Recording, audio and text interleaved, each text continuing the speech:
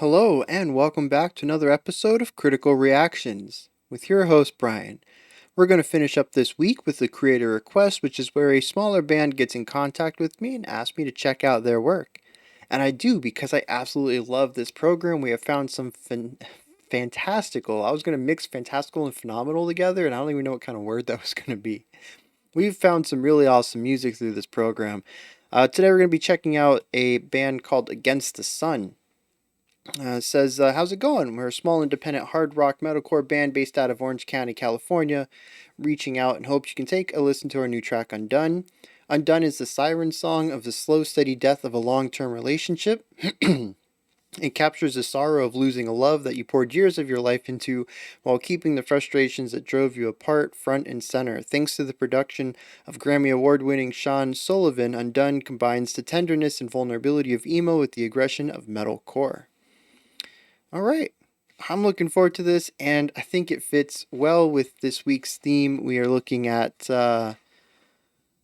songs to cry to, and while I don't know if this is necessarily going to touch on that emotionally, I think the topic is pairing well with the rest of the music we've listened to this week. So without further ado, let's dive into Against the Sun, Undone.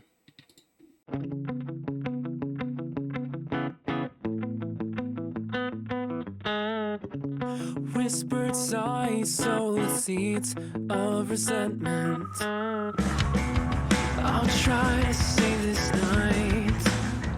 Yeah. You seem surprised I try so hard to ease the tension. I just don't wanna fight anymore. And every conversation chips away at me. Oh, that cymbal roll. So tight.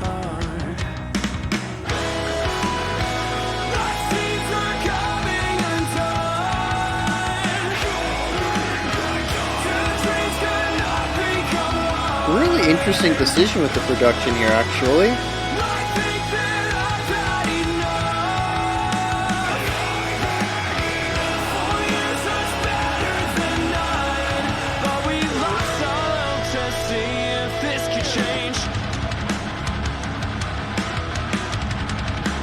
Yeah, there's a drastic level of compression change between our first section and these two sections. I can't be a source of constant validation. I could never satisfy. Yeah, it has all this tension. We're really kind of sitting on this one mode right here. Yeah, I love the vocal layering there.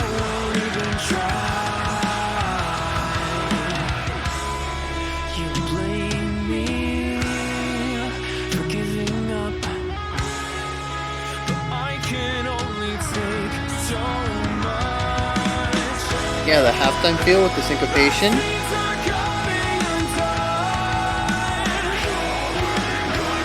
Really interesting marrying the two sides right here.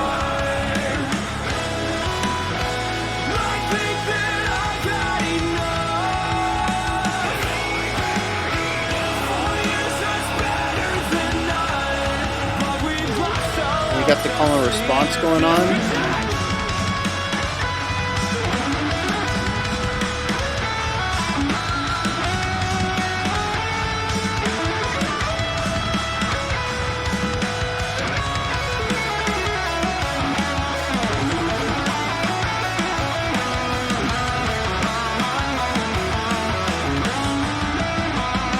Yes.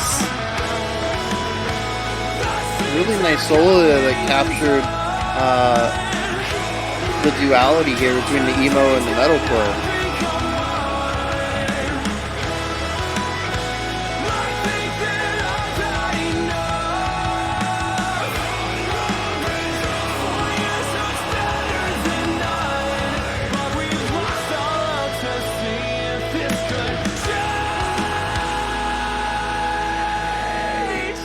Yeah.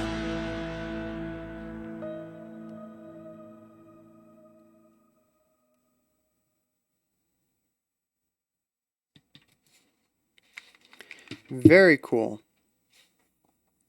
So this track exists within two styles right here. We have the emo and the metalcore. I think they do a pretty good job of showcasing both of those styles in isolation and bringing them together both in the solo, which we got a little bit of melodic writing from both sides, and our second and final chorus, where we actually bring together both of the styles into one single form.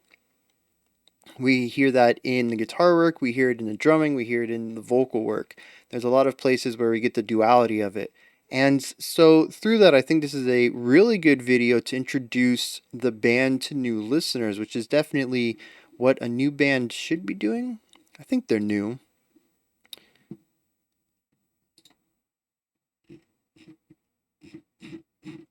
Maybe not as new as I thought.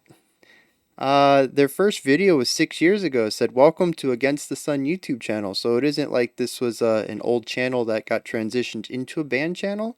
This seems like it was always Against the Sun's channel. So they've been grinding this out for a while. All right. Well, for whatever reason, we still have a single though, and a single's purpose is to, sorry, a single's purpose is to bring in typically new listeners and to hype up people for an upcoming album, or a tour or whatever, or sometimes just to flesh out a song into a multi-format experience. And here, I think though, the purpose is to try to get more fans into the Against the Sun fandom, because this is, I've talked about thesis statements before, right? The opening part of a song, hooking people in so that they stick around for the rest of it. This is sort of like a thesis statement for the band. This says, this is who we are. We'll show half of it, we'll show the other half, we'll show what they sound like together. You get to hear every facet of the band. If you like it, subscribe, check out more of our works, that kind of deal. But I think this is a fantastic way to introduce new people to the band as it showcases both sides of the group. So let's dive into these sides. We have the emo side, which is primarily showcased through moving melodic ideas. We sit on a chord and we play individual notes. We go up and down the chords with a couple of embellishing ideas in here. Actually, very close to some of the embellishing ideas we talked about earlier this week with American football, which is actually very cool. I can tie that back into an established band in the genre. We also have very cool forward placed vocals, and I not cool and like rad, but like cool as opposition to warm, right? Cool and warm vocals. We have a very cool forward placed vocal set here, higher pitched, very typical for emo, relaxed bass and drum work, and just a very serene, clean. I want to touch on that. It's a very clean production. And this is our entire opening 40-50 seconds or so. Very well put together. I think it is a perfect example of sort of that Midwest emo sound that just kind of they lean into very well. This is a perfect example of an iterative band, someone who takes a style and refines it and perfects it.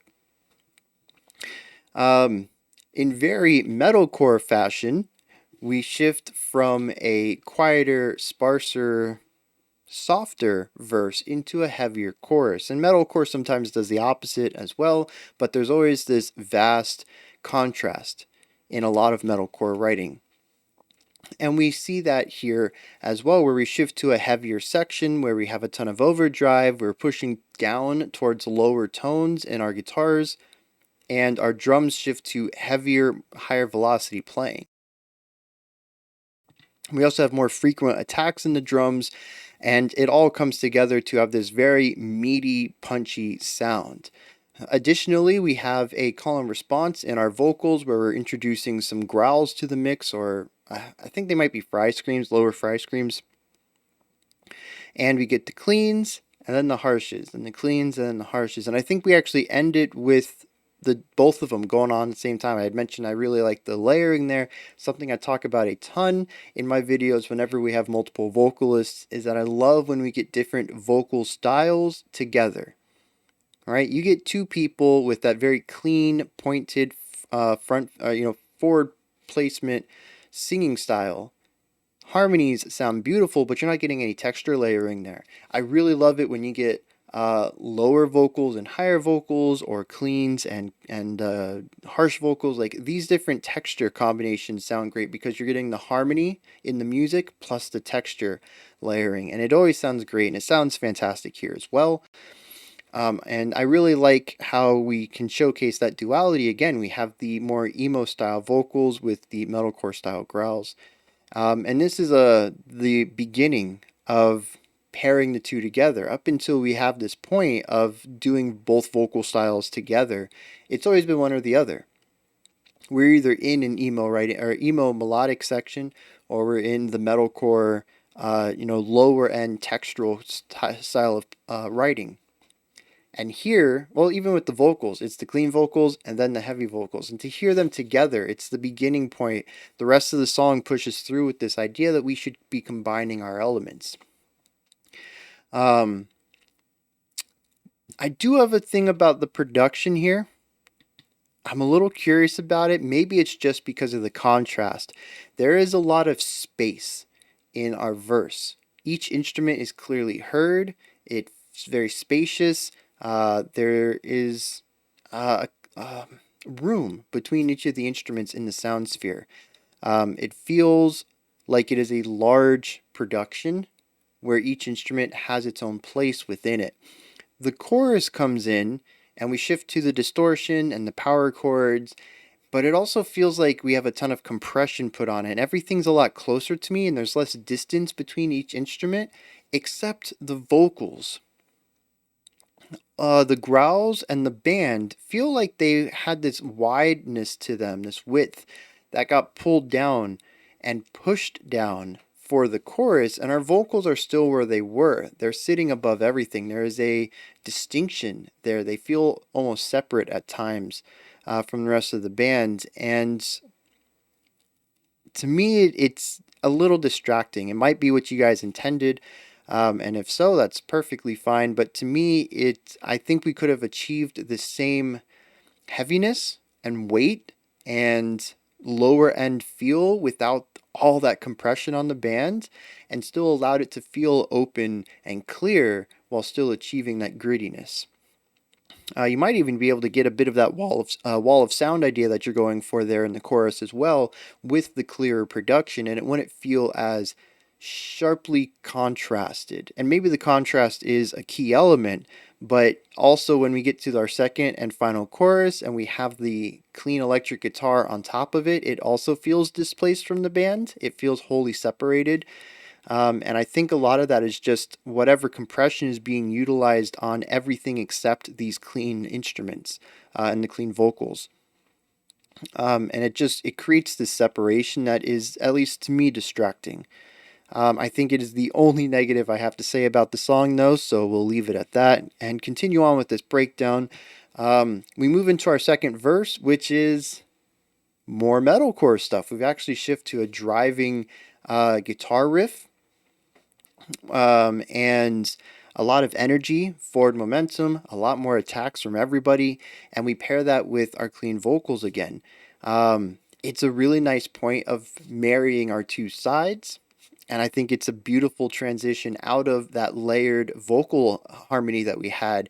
Like I said, it was the pivot point from separating our two elements to combining them. And our second verse is one of those moments that says, hey, we're going to keep moving with this. We're going to have a driving guitar riff, kind of like we had a moving guitar riff in our emo section, but we're going to pair it with the sound of the metalcore, and we're going to have more of a bite to the riff itself rather than kind of being laid back like we did in the first verse.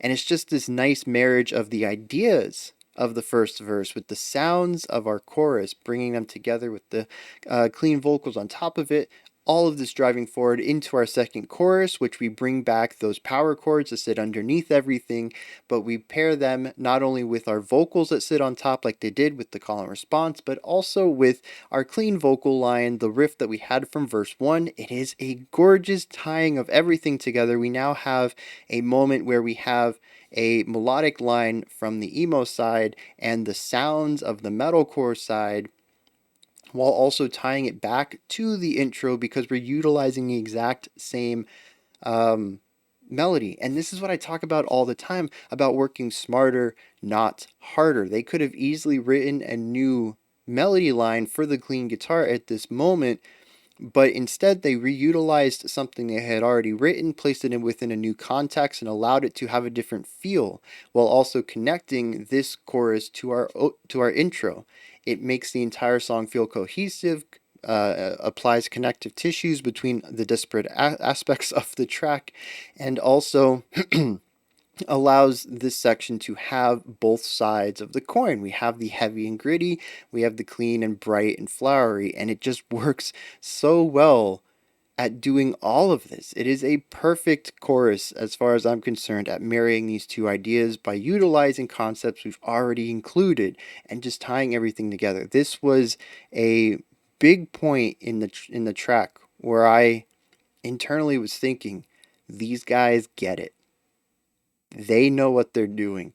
This isn't a band that has these two separate aspects of it, right? The softer emo stuff and the heavier metalcore stuff, and they're trying to figure out how to marry the two, how to make their own sound. No, they get it. They already know what they're doing, and maybe that's the 6 years of grinding out, putting out music across the years and refining your sound. But this is the first time I've heard something from you guys, and you get it. You understand what you're doing, and you dive right into it. It almost feels effortless on your part. Um, we move from this into the guitar solo, and I really love this guitar solo. Not only is it flowy, each idea moves into the next very nicely. There was one part, it was at the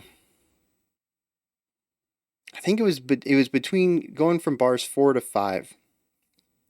That doesn't sound right. It was more than 8 bars.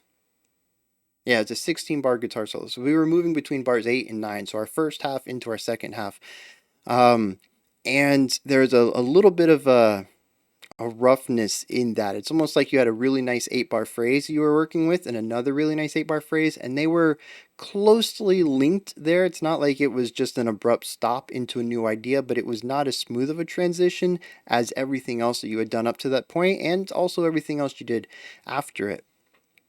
But aside from that, I really enjoy the fluidity of your ideas from start to finish on this solo, and it also incorporates various ideas from the two sides. Once again, we start off with some really fast holding down one note and kind of bouncing around notes in front of it, kind of getting this ping-ponging effect, which is a very metalcore style, and then you went into more moving chordal-based ideas as you exited your solo.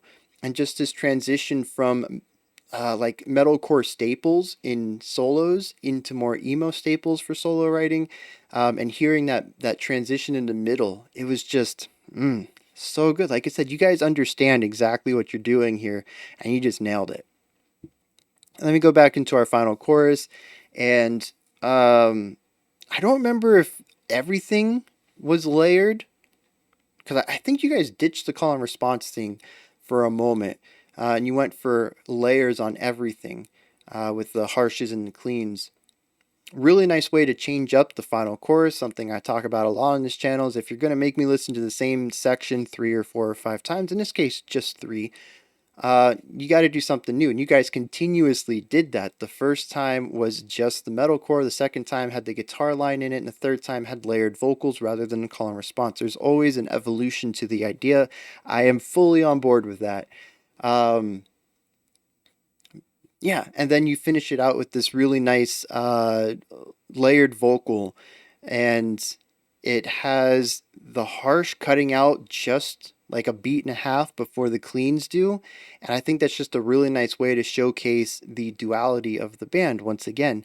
where the two vocals are not always doing the exact same thing. They don't start at the same time and end at the same time. There are variations within there that add extra color to the line. So yeah, I mean, musically, I am all for this. Like I said a couple of times already, and I'll say it again. I think you guys nailed the feel here of combining the two influences you have into something that really works and showcases a strong affinity for the writing that you're doing.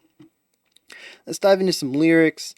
Um, Whispered sighs sow the seeds of resentment. I'll try to save this night. You seem surprised I try so hard to ease the tension. I just don't want to fight anymore. Every conversation chips away at me. It shouldn't be this hard. So yeah, definitely got a little bit of an emo side to that, which makes sense because the vocals here, in fact, the whole musical section here was very emo. But we have somebody in a relationship that is not healthy, and they tend to be, it almost seems like the referee and part of the argument. They're the ones trying to assure that uh, there's less tension to it while also being a participant in the, going with the referee analogy, the fight, right? And it says, I don't want to do this anymore, right? Having a relationship shouldn't be this hard. This is the last line of the stanza, and I love it. It shouldn't be this hard. Our chorus comes in. The seams are coming undone. Two dreams could not become one. I think that I've had enough. 4 years hurt better than none, but we've all lost hope to see if this could change. So yeah, the relationship is unraveling. We tried to make the two of us into one. It didn't work, and I'm done with this. I've had enough. And it says we've lost hope that we could fix this. So there's no future in here where this actually works. I can't be a source of constant validation. I could never satisfy. This constant back and forth is taxing on my patience, so I won't even try. You blame me for giving up, but I can only take so much.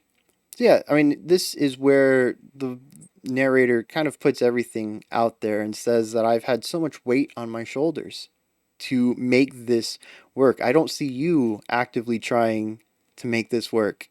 You want my validation. You want me to satisfy you. You want me to have patience. And when I take even a single step for myself, you blame me for giving up on the relationship.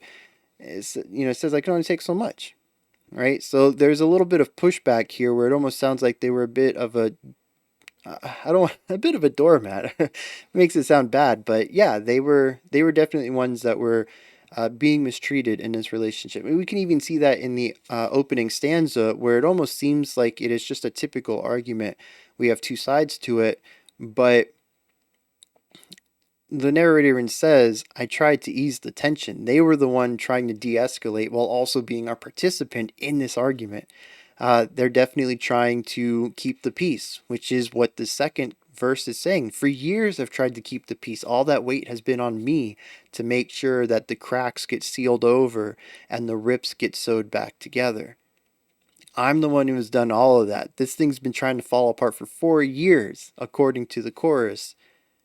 And I've been the one stitching it back up, not you. I decide to give up on it, and you tell me that it's my fault? You're blaming me for this? Nah, I can only take so much. And then we get the chorus again. Tying this back to themes, I think this is just another case where we have the music that's written and then the lyrics are put on top of it. I'm not going to say that there's any strong elements here that really tie together. We do have a duality in the music, but again, I think that's more of a we could call it a marketing thing. I don't know how closely the emo and metalcore sides of the band show up in other tracks, but like I said, this one specifically seems to show them separated, so you get a clear understanding of both of their styles, and then brings them together, which to me seems to be more of a marketing thing. This is our band. If you enjoy this, check out the rest of our stuff where maybe they're more experimental, or maybe they do one side specifically in one song. Maybe they have ballads, which are primarily emo, and more angry stuff, primarily metalcore. This is a perfect showcase. Maybe marketing is not the right word, a showcase, which is kind of markety, but also can also be more of a presentation kind of performative word as well. It sounds less less businessy. This is a showcase of their strong suits and what they do best. Um, and like I said, there is a duality in it, but I don't think it really ties to the two people in their song because the duality here exists separated and then finds cohesion and works very well together. Whereas our lyrics are about two people that started together and fell apart over the years and do not work together anymore. So I'm not really seeing any synergy there. But like I said, that's kind of typical, especially when it comes to singles, because singles kind of have a different role outside of pure art. There's a variety of reasons why a song might become a single, and outside of wanting to make a multi-craft work, a multimedia work out of it, usually it's not for the art. And I think that's what's happening here. This is just a really good single to bring people in, so the themes don't necessarily need to line up as well. All right, those are my thoughts on Against the Sun's Undone. This is where you guys come in. Hit me up in the comments. Let me know if you enjoyed this or not, anything that stood out to you, anything you'd like to add on to or correct me on. Let me know. In the above the comment section is a description box. Rather than my links, I'm going to promote their links. We'll have all the stuff for Against the Sun in there, any social media or websites I can find. I will definitely put them there so you can further connect with them or find their music or their merch or whatever you're interested in. All right. Until next time, I don't know why I stuttered there. This is the same thing I do every week. Until next time, remember to be critical, not cynical, of the music you listen to, and have a fantastic morning, afternoon, or evening whenever you choose to watch my videos.